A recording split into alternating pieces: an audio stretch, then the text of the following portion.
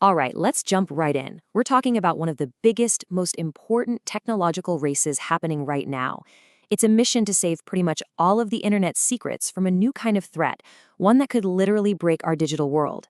This is the story of the quantum countdown. So, what's the big deal? Well, at the heart of it all is a completely new kind of machine, a quantum computer. Now, these aren't just faster versions of the laptop you're using. They play by a whole different set of rules, quantum mechanics. And that gives them these wild superpowers to solve problems that are just flat out impossible for even the world's best supercomputers today. And this is where it gets really serious. Security experts are basically sounding the alarm. Why? Because the very encryption that protects everything, your medical records, your financial data, even state secrets, it's all built on math problems that these quantum computers will one day solve like it's a piece of cake. So yeah, data that we think is locked up safe and sound today is, well, already at risk. This really is the million-dollar question, isn't it? Every digital lock we rely on, for banking, for private messages, for our entire online lives, is based on math that's about to become obsolete. So what do you do when you find out that a universal master key for every lock is about to be created? And here's the kicker. This isn't some far-off, maybe one-day problem. Adversaries are already using a strategy they call harvest now, decrypt later. It's exactly what it sounds like. They are stealing huge, massive chunks of our encrypted data right now, today, and they're just stockpiling it. They're just sitting on it, waiting for the day they get a quantum computer powerful enough to unlock it all. To really get the difference here, think about it like this. For a normal computer, breaking our encryption is like trying to guess a password that's trillions of characters long. It's just not going to happen. It's an unpickable lock. But for a quantum computer, it's not just a better lockpick. It's a universal skeleton key that can just open it instantly.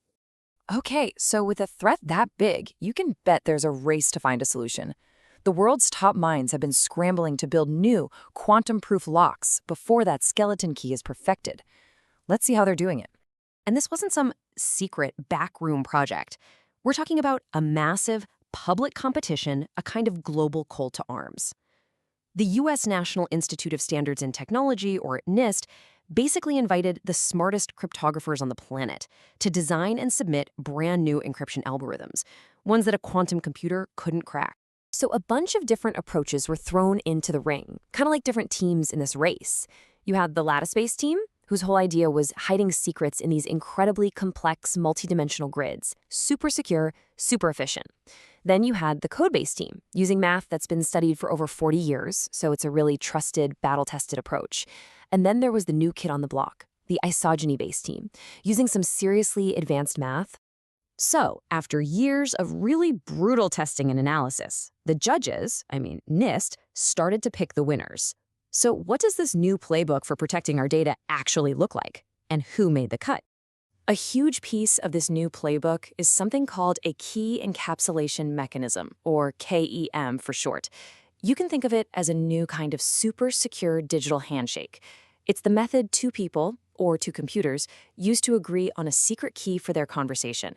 And it's designed so that even if someone is listening in, they just can't figure out the key.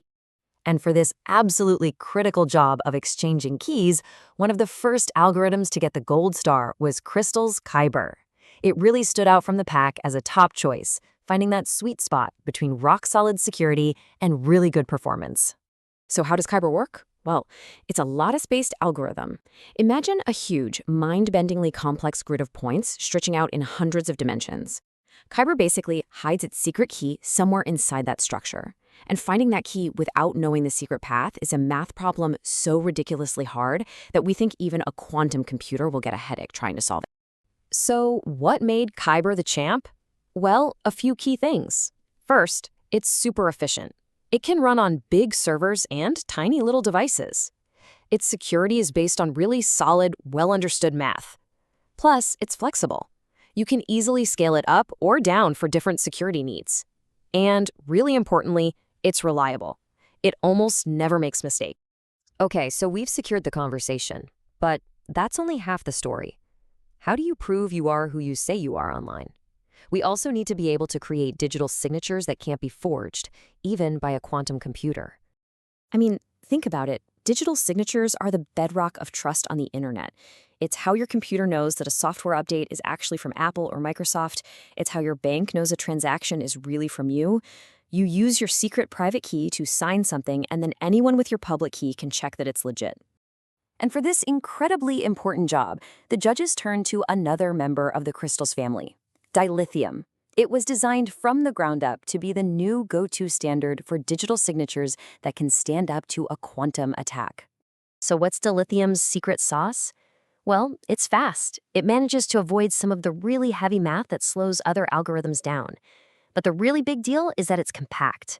Its keys and signatures are among the smallest out there, which is a huge advantage when you're working with limited space or bandwidth.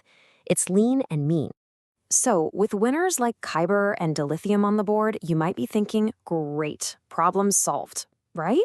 Well, not so fast. In a lot of ways, the even bigger, harder challenge is just getting started. The groundbreaking theoretical work, it's done. The world now has a toolkit of standardized quantum-resistant algorithms that are ready to go. We are officially stepping into the post-quantum era. And this is a really important shift to understand. For years, the challenge was a math problem. Could we even design these algorithms? But now, the challenge is a logistics problem, and it is an absolute monster. It's about upgrading every single piece of software, every server, every router, every phone, basically the entire digital infrastructure of the world. And the pressure is on. This isn't some academic exercise that can wait. Remember Harvest Now, Decrypt Later? That's stolen data, bank records, health information, government secrets. It's getting siphoned off today.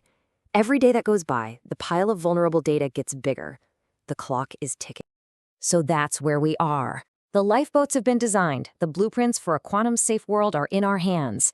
But the final massive question is, can we get everyone and everything upgraded before the storm hits? The great crypto migration has begun.